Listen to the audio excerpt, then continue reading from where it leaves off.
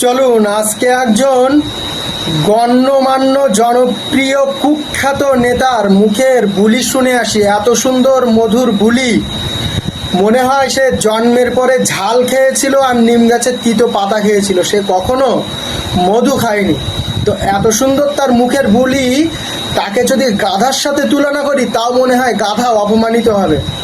চলুন শুনে আসি সে কি বলে। সে আবার সব সময় বলে সে নাকি নওশাদ ভাইজানের জিনা হারাম করে দেবে, নওশাদ ভাইজানকে মিটিং মিছিল করতে দেবে না।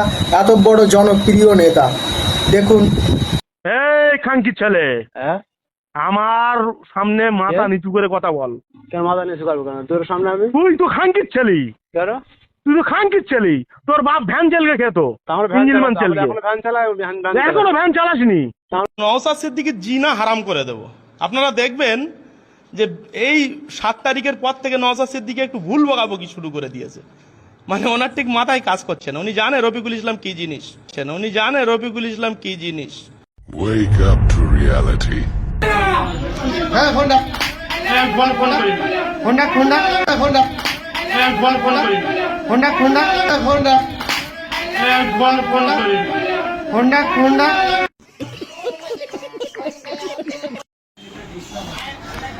এত বড় জনপ্রিয় নেতা, স্বনামধন্য নেতাকে জনগণ জনক্যালান দিয়েছে, গণক্যালান দিয়ে হাসপাতালে ভর্তি করে দিয়েছে। যে কিনা নওশাদ ভাইজানের জিনা হারাম করতে যাচ্ছিল, সে এখন হাসপাতালে, তার খোঁজও কেউ নিচ্ছে না।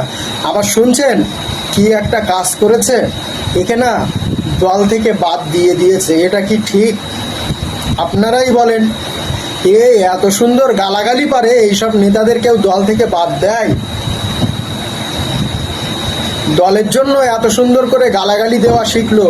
মনে হয় তার গালাগালি শুনলে মনে হয় সে এত ভালো গালাগালি পারে, মনে হয় যেন গালাগালিতে সে মাস্টার্স পাস করেছে।